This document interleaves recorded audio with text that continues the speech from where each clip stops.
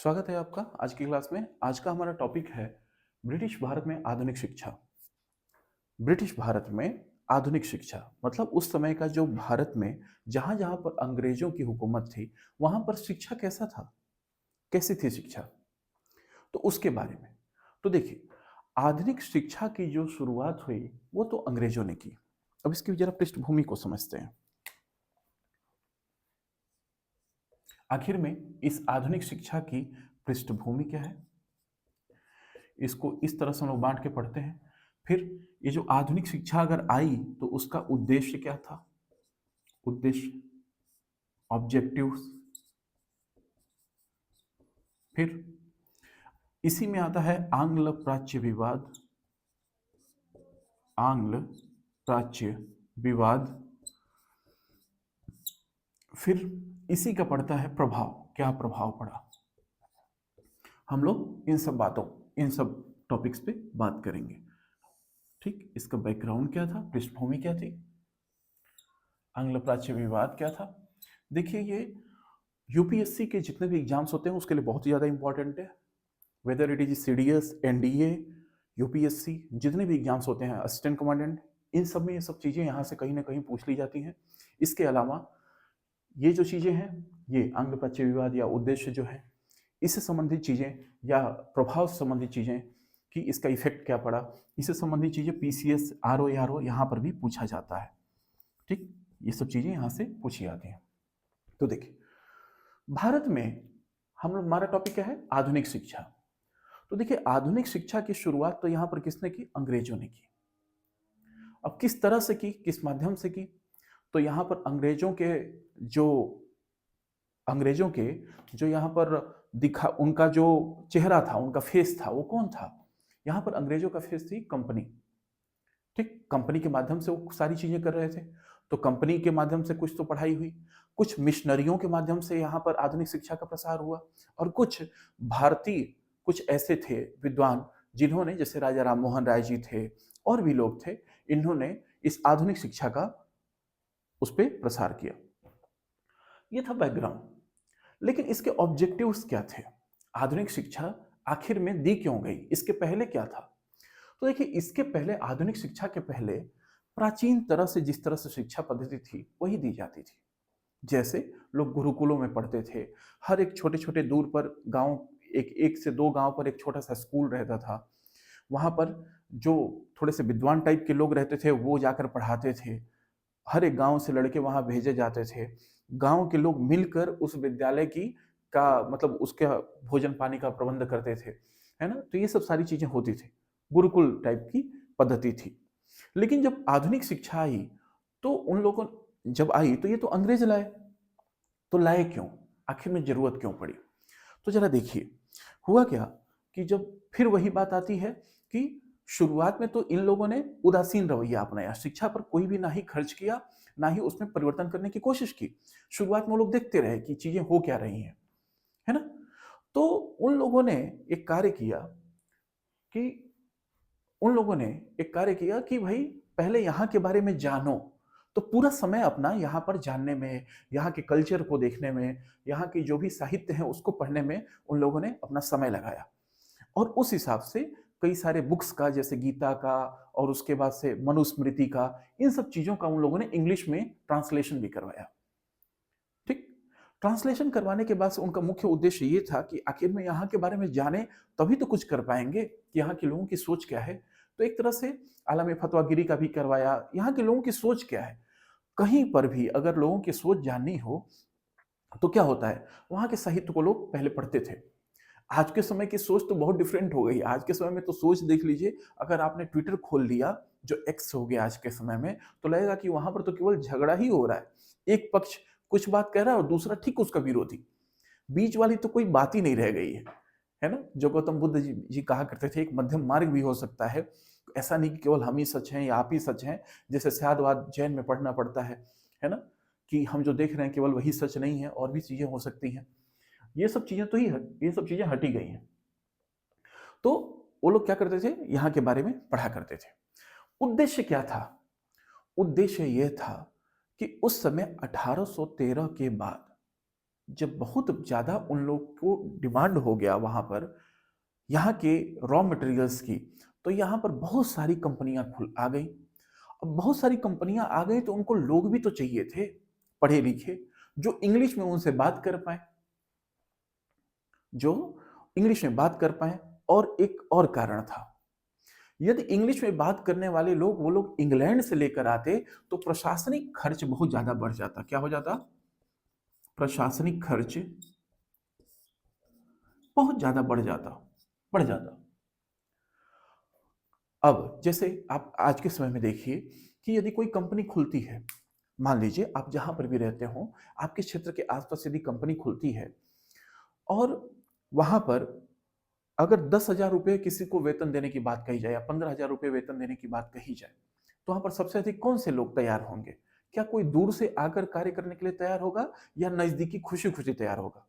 नजदीक वाले लोग खुशी खुशी तैयार हो जाएंगे, क्योंकि कम पैसे में उनका गुजारा हो जाएगा। और जो दूर से आएगा उसको तो यहाँ पर वहां पर रहने के लिए रेंट पे रूम भी लेना पड़ेगा, अपने परिवार को भी लाना पड़ेगा, तो उसके खर्चे बहुत ज्यादा बढ़ जाएंगे। अब जब खर्चे बढ़ेंगे तो व्यक्ति हो सकता है ज्यादा पैसे की डिमांड करे और उससे कम पैसे में ही लोकल के लोग मिल जाते हैं। ठीक ऐसे ही हुआ जब यहाँ पर ईस्ट इंडिया कंपनी या और सारी कंपनियां थी, तो उन कंपनियों में कार्य करने के लिए लोगों की आवश्यकता थी। और वह लोग यदि इंग्लैंड से आते तो कंपनियों का खर्च बढ़ जाता, तो कम प्रशासनिक खर्च बढ़ जाता। तो इसको कम करने के लिए उन लोगों ने सोचा कि एक ऐसी शिक्षा पद्धति हम लोग ढालें जो हमारा कार्य करे। इसी इसी बात पर मैकॉले कहता है कि हमें ऐसे लोगों की जरूरत है, हमें ऐसे लोगों की जरूरत है जो रक्त और रंग में या जो दिखने में एक तरह से भारतीय हो, लेकिन आचार विचार और उनका जो सोच है ना, ये कैसा हो? पूरी तरह से ब्रिटिशर्स की तरह से। मतलब रंग रूप में तो भारतीय हो, लेकिन क्या हो? उनकी जो सोचने का तरीका हो, उनका आचरण हो, है ना, ये सब कैसा हो? यह कैसा हो? ब्रिटिशर्स के जैसा। तभी तो उनकी बातों को समझ पाएंगे। तो वो लोग इस मुद्दे इस बात पे चल रहे थे, यही ऑब्जेक्टिव इनका था। इसके अलावा और उनका क्या ऑब्जेक्टिव था? वो कहते थे कि हमारे पास व्हाइट मैन बर्डन थियरी है। एक तरह से कहते थे, ये बात मैंने पिछली क्लास में भी बताई है। व्हाइट मैन बर्डन थियरी का मतलब यह है श्वेत नस्ल के निस्यंदन का सिद्धांत इसको बोलते हैं, है ना, कि हमारे ऊपर इतना ज्यादा थियरी है, दबाव है ना, कि हम ऐसे लोगों को शिक्षित करें जो पढ़े लिखे नहीं है, जो पढ़े लिखे नहीं है। तो इस चीज को जस्टिफाई करने के लिए कि बाहर के लोग, जैसे क्या होता था ब्रिटेन में, अगर मान लीजिए कि इंग्लैंड वाले यहां कुछ गलत करते थे तो ब्रिटेन में भी सत्ता पक्ष और विपक्ष रहता था। विपक्ष वहां पर उनको घेरता था कि आप जाकर वहां पर भारत में या कहीं पर अपने उपनिवेश में ये गलत व्यवहार कर रहे हैं लोगों के साथ। तो वहां पर ये जवाब देते थे ब्रिटेन में कि हम लोग जस्ट प्रूफ कर रहे हैं व्हाइट मैन बर्डन थियरी। हमारे ऊपर तो मतलब हम बुरे लोग हैं, हमारे ऊपर तो ईश्वर का ही दिया हुआ इतना दबाव है, हम इस कार्य के लिए भेजे गए हैं कि हम आप लोगों को सभ्य बनाएं। और सभ्य बनाने के क्रम में एजुकेशन भी आता था, तो उनको पढ़ाना था। तो कहते थे कि हम इसलिए चाहते हैं आपको पढ़ाएं। कुल मिला जुलाकर अगर एक सीधे शब्दों में बात की जाए तो उनको चाहिए थे कुछ ऐसे व्यक्ति जो इंग्लिश में कार्य कर पाए, जो उनके ऑफिसेस के काम कम पैसे में कर पाए और करने के बाद से गर्व भी महसूस करें, करने के बाद से गर्व भी महसूस करें कि अरे हम तो इनके साथ कार्य करते हैं। जैसे आप लोगों ने देखा होगा कुछ राजनीतिक जो नेता रहते हैं उनके साथ कितने लोग लगे रहते हैं। कभी कभी किसी को कुछ मिलता है, कुछ नहीं मिलता है, लेकिन अपने आप को गर्व महसूस करते हैं कि अरे हम मतलब उन भैया जी के साथ रहते हैं, है ना। ये सब चीजें होती हैं। तो उस समय अंग्रेजों के साथ यहाँ के लोग ऐसा फील करते थे कि अरे मतलब ये, क्योंकि बहुत सारी युद्ध जीत चुके थे वो और उन लोगों ने अपनी सुपरमेसी साबित कर दी थी, तो इनको लगता था कि हम उनके साथ अपना संबंध बनाए रखें। बस ये था। तीसरा उनका उद्देश्य और क्या था कि जैसे एक पढ़ा लिखा वर्ग होगा तो वो हमारी सुनेगा, हम उसको अपने हिसाब से पढ़ाएंगे, आधुनिक शिक्षा देंगे तो हमारी तरह से सोचेगा, हमारी तरह से सोचेगा तो ब्रिटेन में निर्मित जो उत्पाद हैं उनका भी उपयोग करेगा। और जब वह उपयोग करेगा तो उसको देखकर अन्य भारतीय भी सोचेंगे कि हम भी ऐसा ही बने। ये सब चीजें होने लगी। तो ये उनके प्राइमरी ऑब्जेक्टिव्स थे, ये उनके प्राथमिक उद्देश्य थे, है ना। क्या क्या थे कि पहली बात कि प्रशासनिक खर्च को कम करना, यहां के स्थानीय लोगों को रखना। दूसरा कि उन्हें ऐसे लोगों की जरूरत थी जो रंग और रूप में भारतीय दिखें, लेकिन आचार विचार व्यवहार ये सब सारी चीजें होती हैं उसमें कैसा हो, वो ब्रिटिशर्स हो। तीसरा, उनके सामानों का उपयोग करने लगे, यदि आधुनिक शिक्षा युक्त होगा तो ये सब चीजें कम पैसे में इन लोग को मिलने लगी। अब बात आती है कि आंग्ल प्राच्य विवाद ये क्या है। इसको बोलते हैं एंग्लिसिस्ट एंड ओरिएंटलिस्ट। ठीक, मैटर, है ना। ये हो गया आंग्ल, एंग्लिसिस्ट, ओरिएंटलिस्ट मतलब प्राच्य। जरा इसका मतलब समझिए क्या होता था। ठीक, फिर हम लोग प्रभाव पर चलेंगे। ये बात कहां से आ गई, ये सर आप ये पढ़ा रहे थे अचानक आंग्ल प्राच्य विवाद पे कहां से चले गए।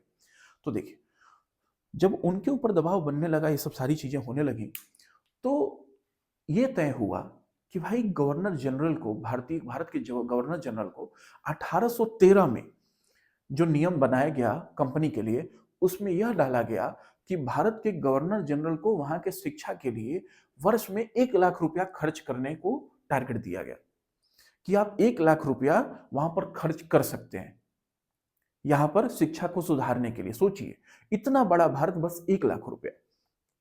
और उसमें उनको कैसा बनाना था, उनको ऐसे व्यक्ति चाहिए थे जो ट्रेंड होकर उनके कार्य कर सके, जो ट्रेंड होकर उनके कार्य कर सके, ऐसे लोगों को बनाना था।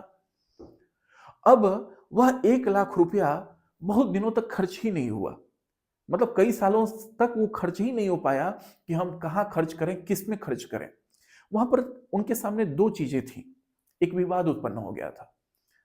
अब वो विवाद क्या था, उसी विवाद को कहते हैं आंग्ल प्राच्य विवाद। मतलब भारत में आधुनिक शिक्षा पद्धति जो अंग्रेजों ने लाई, उसके अंतर्गत एक विवाद आता है आंग्ल प्राच्य विवाद। और यह विवाद क्या कहता है उसको आप समझिए। मान लीजिए यहां पर आंग्ल विवाद,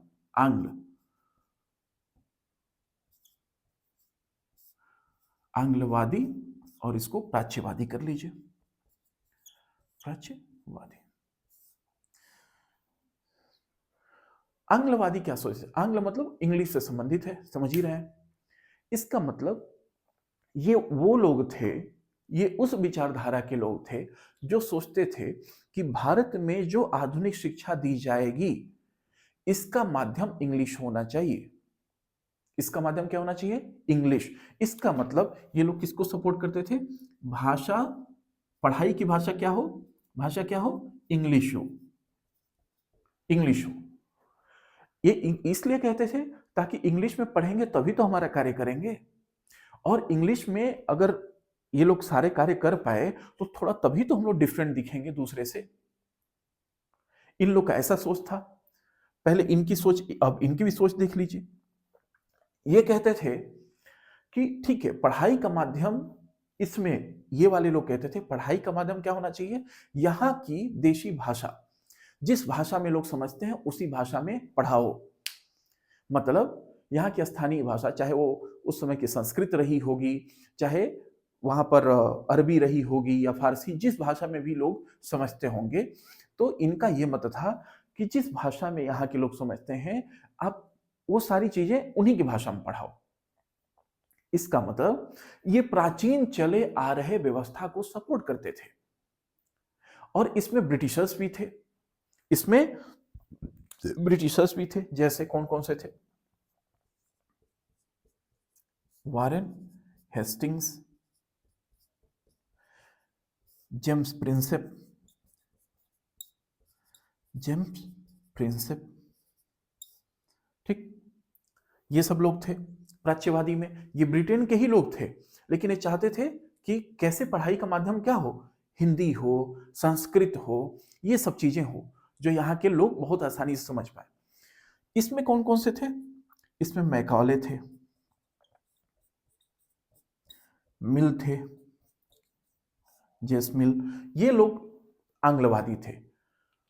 अब इसमें बेसिकली हुआ क्या, 1934 में मैकॉले आया भारत में, यहां पर जो गवर्नर थे, गवर्नर जनरल, उनका एक विधिक सलाहकार बनकर आया कि अगर लॉ के क्षेत्र में यदि आपको कोई सहायता या सलाह देना होगा तो इसको सलाह देने के लिए भेजा गया था, इसको सलाह देने के लिए भेजा गया। बाद में आया तो शिक्षा समिति का अध्यक्ष भी हो गया मैकॉले, आया 1934 में। कब आया? 1934 में भारत आया। कौन? मैकॉले। अब इसने कहा, जब ये विवाद हुआ, ये लोग कहते थे इंग्लिश, ये लोग कहते थे यहाँ का देशी लैंग्वेज, इसी के बीच में विवाद हो गया कि किस तरह से शिक्षा का माध्यम क्या हो। सोचिए 1813 में कहा गया था 1 लाख रुपया खर्च करने के लिए, अभी तक खर्च नहीं किया जा रहा। यह विवाद जाकर सुलझा 1835 में। और क्यों? क्योंकि मैकॉले ने बहुत ही अलग अलग से तर्क दिए। उसने कहा कि आप लोगों का क्या पढ़ाएंगे, यहाँ प्राच्यवादियों से कहा कि आप क्या चाहते हैं, यहाँ के तो ज्ञान विज्ञान में कुछ है ही नहीं, यहाँ के तो ना साहित्य में है ना ज्ञान विज्ञान में है। कहता था कि यहाँ पूरे भारत और पूरे अरब का जितना साहित्य है उतना तो यूरोप के किसी एक लाइब्रेरी के अलमारी के एक सेल्फ में रखी हुई किताबें उससे ज्यादा बेहतर है। सोचिए मैकाले क्या कहता था कि मान लीजिए कि ये पूरा ब्रिटेन है, ब्रिटेन या पूरा यूरोप है, यूरोप में एक लाइब्रेरी है, इस लाइब्रेरी में एक अलमारी है और इस अलमारी में एक सेल्फ है। जैसे होता है ना, अलमारी खोलते हैं तो 1-2 ऐसे खाने बने होते हैं। तो कहता था इस एक खाने में जो बुक है ना, वो पूरे भारत और अरब देश इनके साहित्य के ऊपर भारी पड़ जाएगी। ऐसी बातें बोलता था वो। और कहता था, ये भी इस चीज को सपोर्ट करता था, व्हाइट मैन बर्डन थ्योरी, ये भी सपोर्ट करता था। कहता था कि नहीं, हम लोग इनको पढ़ाएंगे। इसके साथ ही साथ एक और आया, downward filtration theory. Downward filtration theory, filtration theory, ठीक, इसको बोलते हैं ये डाउनवर्ड फिल्ट्रेशन थ्योरी। कि इसमें क्या था कि जो मैकॉले भाई साहब थे, ये कहते थे कि हम लोग सबको नहीं पढ़ाएंगे। ये हुआ जब इन दोनों में विवाद हुआ तो 34 में ये आए और 1 साल खूब विवाद ही करते रह गए, क्योंकि शिक्षा आयोग का इनको हेड बनाया गया था। अब ये कहते थे कि नहीं नहीं, हमारे हिसाब से बस इंग्लिश में ही दी जाना चाहिए। उसके लिए ये तर्क देते थे, ये लोग अपना तर्क, इनका भी तर्क देखेंगे। फाइनली 1935 में बेंटिक ने, उसमें विलियम बेंटिक था, 1935 में कह दिया कि जो मैकॉले कहते हैं वही माना जाए, वही माना जाए। इसका मतलब पढ़ाई का माध्यम क्या रखा जाए? इंग्लिश।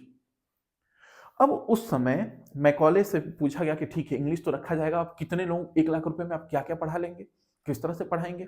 तो ये कहा कि डाउनवर्ड फिल्ट्रेशन थ्योरी की तरह, मतलब हम कुछ लोगों को शिक्षित करेंगे और वहां से क्या होगा, शिक्षा छन छन कर नीचे तक आएगी। मतलब हमने समाज के किसी एक वर्ग को पढ़ाया, उन्होंने अपने नीचे वाले को पढ़ाया, उन्होंने अपने नीचे वाले को पढ़ाया, इस तरह से पढ़ाई हम लोग करवाएंगे, हम लोग सबको नहीं पढ़ा पाएंगे। ये मैकॉले की सोच थी, ठीक। अब यही प्राच्यवादी क्या कहते थे? प्राच्यवादी ये कहते थे कि भाई यहीं के जो लैंग्वेज है उसी में पढ़ाओ, यहाँ के भी ज्ञान विज्ञान बहुत उन्नत है और उसमें भी बहुत सारी चीजें हैं, हमें समन्वय बनाना है। तो जब मैकॉले कहता था कि भाई साइंस और टेक्नोलॉजी का क्या करोगे, इन लोग को ये कैसे पता चलेगा, ये कहते थे कि ट्रांसलेट कर दिया जाएगा। उसी में देखिए, जैसे वॉरेन हेस्टिंग्स के ही समय में और इन लोगों के समय में क्या हुआ, बहुत सारे अलग अलग संस्कृत विद्यालय भी खुल गए, है ना। मदरसा खोला गया कलकत्ता में, संस्कृत कॉलेज आपके वाराणसी में खोला गया, ये सब सारी चीजें होने लगी। तो ये लोग काफी सपोर्टिव भी थे। और यही नहीं, प्राच्यवादियों ने तो और क्या किया, जैसे प्रिंटिंग प्रेस का विकास हुआ, प्रिंटिंग प्रेस के विकास में पत्र पत्रिकाओं का विकास होने लगा। पत्र पत्रिकाओं के विकास के वजह से लोगों ने पढ़ना चालू कर दिया। कुछ लोगों ने जो हिंदी वगैरह में जो पढ़ते थे, ये देसी लैंग्वेज में ही निकालते थे, जो स्थानीय लैंग्वेज होता था अलग अलग जगहों का। अब उसमें कुछ लोग जो थे वो पढ़ना जानते थे। धीरे धीरे पढ़कर ऐसा हुआ, एक शिक्षित मध्य वर्ग का विकास होने लगा, शिक्षित मध्य वर्ग का विकास होने लगा यहाँ पर। अब जब ये सब चीजें हुई तो ये भी बड़ा हेल्प की, लेकिन अल्टीमेटली हुआ क्या? प्राच्यवादियों की नहीं सुनी गई। कहा गया कि आप लोग शांत रहिए, ये स्थानीय लैंग्वेज में हमारा कार्य नहीं कर पाएंगे, हमको चाहिए इंग्लिश वाला बंदा, है ना, इंग्लिश वाला बंदा चाहिए। अब ये इंग्लिश पढ़ा रहे हैं, बच्चे वहां पे जा रहे हैं, पढ़ रहे हैं इंग्लिश, जो धनाढ्य वर्ग के बच्चे थे, और वो लोग जाकर ऑफिसेस में वहां पे काम कर रहे हैं। ठीक, अब काम काम कर रहे हैं तो उनका एक अलग स्वैग है कि भाई हम तो वहां पे ऑफिस में काम करते हैं, डेली स्टेटस अपडेट हो रहा है कि having lunch with this this this, है ना। तो इस टाइप की सारी चीजें ये लोग करने लगे। अब इसके बाद से फाइनली इसका प्रभाव क्या पड़ा? प्रभाव देखिए क्या हुआ। इसका प्रभाव ये था कि एक पॉजिटिव हम लोग देखते हैं और निगेटिव देखते हैं। पॉजिटिव इफेक्ट क्या हुआ? पॉजिटिव इफेक्ट ये हो गया कि कुछ एक ऐसा वर्ग आया जो पढ़ लिख कर शिक्षित मध्य वर्ग का विकास हुआ, जिसकी वजह से राष्ट्रीय चेतना भाई उपजी। और भी क्या हुआ? प्रेस और पत्र पत्रिकाओं के विकास ने लोगों के अंदर जागरूकता पैदा कर दी। यहीं पर क्या हुआ, इसके वजह से जब ये सब सारी चीजें हुई तो उस समय लोगों ने, जब पढ़ने लिखने के क्रम में लोगों ने उसमें मार्क्स की भी थ्योरी पढ़ी। मार्क्स उस समय सारी चीजें निकालता था, मार्क्स की चीजें पढ़कर इनको लगा कि भाई ये तो हमारा शोषण कर रहे हैं। तो एक वर्ग जो हुआ वो इनका प्रतिरोध करना चालू कर दिया। तो ये हमारे लिए पॉजिटिव था। ठीक, अब निगेटिव हमारे लिए और क्या रहा? हमारे लिए निगेटिव क्या रहा? निगेटिव ये हो गया कि एक खाई बन गई, एक शिक्षित वर्ग के बीच में और एक साधारण वर्ग के बीच में। जो शिक्षित वाला है वो क्या करने लगा? वो इंग्लिश बोलना स्टार्ट कर दिया, और वो अपने आप को क्या समझता था कि हम तो बहुत सुपेरियर हैं। ये सोच तो आज भी है इंग्लिश वाले, आज भी ऐसा बहुत सारी जगह पे ऐसा होता है कि उनको लगता है कि सामने वाला तो एकदम मतलब गंवार ही है, यदि इंग्लिश नहीं बोल रहा हो तो हो सकता है उससे ज्यादा जानता हो। अब चाहे तो वो जानबूझ के ना बोलता हो, या तो उसकी जरूरत नहीं है। तो कई लोगों को आपने देखा होगा, वो आएंगे तो गांव में कुछ ऐसे लोग होते हैं कि जिनको इंग्लिश नहीं पता, उनके सामने इंग्लिश बोलते हैं, है ना। ऐसे भी कुछ लोग होते हैं, और जहां पे बोलने की जरूरत पड़ जाए वहां नहीं बोलेंगे। ठीक, तो ऐसा भी होता है। तो ये हो गया इफेक्ट, प्रभाव में, निगेटिव में। तो इससे क्या हो गया, एक खाई बन गई, और खाई को पटना वो खाई समझिए आज तक हो रही है। इवन लोगों में इसके वजह से हीनता का भाव आ गया, हीनता की भावना भारतीयों में हीनता का भाव उत्पन्न हो गया,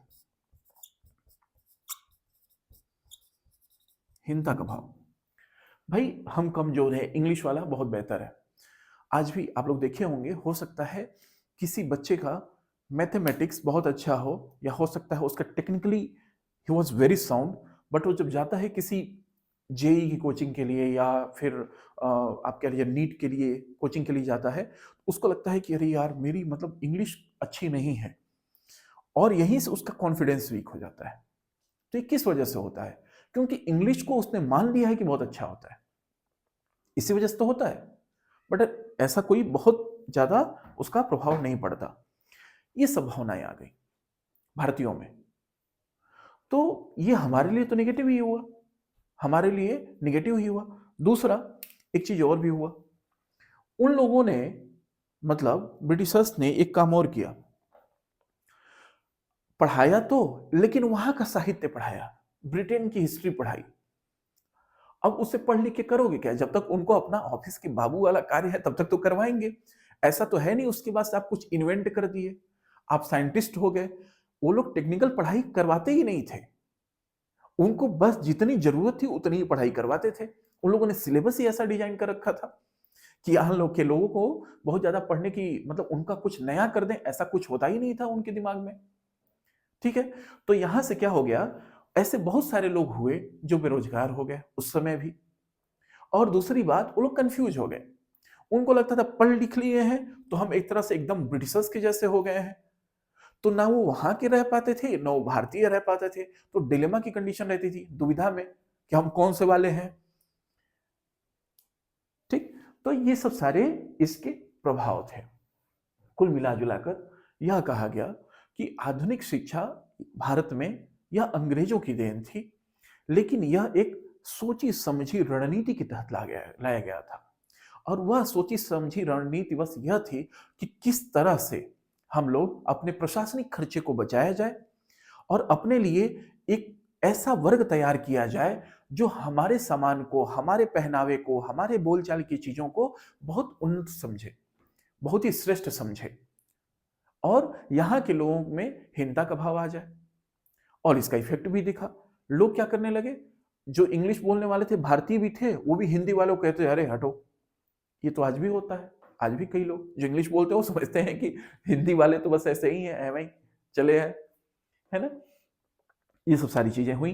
तो और आंग्ल प्राच्य विवाद, देखिए इसमें पूछा जाता है, आंग्ल प्राच्य विवाद में कई बार ऐसा हो जाएगा कि इन दोनों का मैकॉले का नाम दे देगा, पूछेगा ये आंग्लवादी थे कि प्राच्यवादी, या हो सकता है इन दोनों का नाम दे दे और इसमें से दे दे कि किस तरह से ये इंग्लिसिस्ट थे या ओरिएंटलिस्ट थे, ये पूछ सकता है। यहां से पूछा जाता है, कई बार पूछा गया है। यदि आप कोई टेस्ट सीरीज वगैरह करते हैं उसमें भी ये सारे क्वेश्चंस होते हैं कि फाइनली इसमें जीत किसकी हुई, इंग्लिसिस्ट की, आंग्लवादियों की। क्यों? क्योंकि वो चाहते थे कि शिक्षा का माध्यम क्या हो, इंग्लिश हो। उनकी फाइनली जीत हुई और शिक्षा का माध्यम इंग्लिश कर दिया गया और इसका इफेक्ट आपने देख ही लिया। भारत में उनके जैसा सोच वाला एक वर्ग तैयार हो गया जो अपने आप को समझता था कि हम श्रेष्ठ हैं और दूसरे को हीन समझता था। तो ये इसका प्रभाव था। तो ये थी ब्रिटिश भारत में आधुनिक शिक्षा की क्लास। अब इससे संबंधी यदि इससे रिलेटेड कुछ भी यदि आपको डाउट होता है तो आप आराम से इसमें से कमेंट में पूछ सकते हैं, या और इसमें और क्या पढ़ाना है। जैसे इसके बाद से क्या होता है, शिक्षा में बहुत सारे वुड डिस्पैच, हंटर कमीशन, ऐसे बहुत सारे आयोग है। उनका नहीं होगा तो एक बाद में हम क्लास ले लेंगे, है ना। अभी तो ये बस मैंने बेसिक सारी चीजें बताई हैं। अब चूंकि उस आयोग में जैसे मान लीजिए तमाम सारे कमीशन आए, उनके उन कमीशन में जैसे हंटर कमीशन ही है, इन कमीशन में क्या क्या कहा गया वो एक अलग से लेक्चर हम बना देंगे। जब ये सारी चीजें हो जाएंगी तो कभी एक अलग से लेक्चर बना देंगे। अभी जैसे हम लोग शिक्षा का पढ़ रहे हैं, फिर आगे कुछ और देख लेंगे। इसके बाद से प्रशासनिक परिवर्तन या कुछ और धार्मिक में किस तरह से हम लोगों ने छेड़छाड़ किया, या प्रेस और पत्र पत्रिकाओं का विकास किस तरह से हुआ, ये सब सारी चीजें हम लोग पढ़ लेंगे। ठीक है, तो आज के लिए इतना ही। Thank you so much.